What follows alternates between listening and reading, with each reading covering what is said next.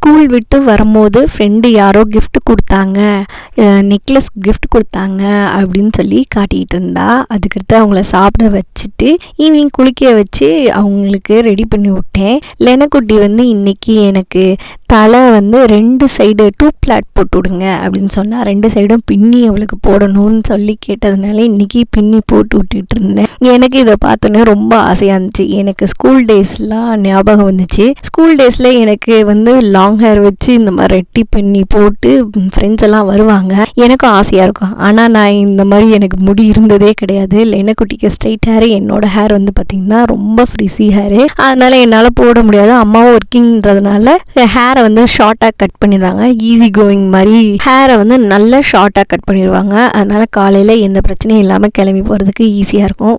உங்களுக்கு யாருக்காச்சும் என்ன மாதிரி ஸ்கூல் டேஸில் உள்ள எக்ஸ்பீரியன்ஸ் இருக்கா அப்படின்னு சொல்லி கமெண்ட் பண்ணுங்கள். நெக்ஸ்ட் ஒரு ஷார்ட்ஸில் பார்க்கலாம். பாய்.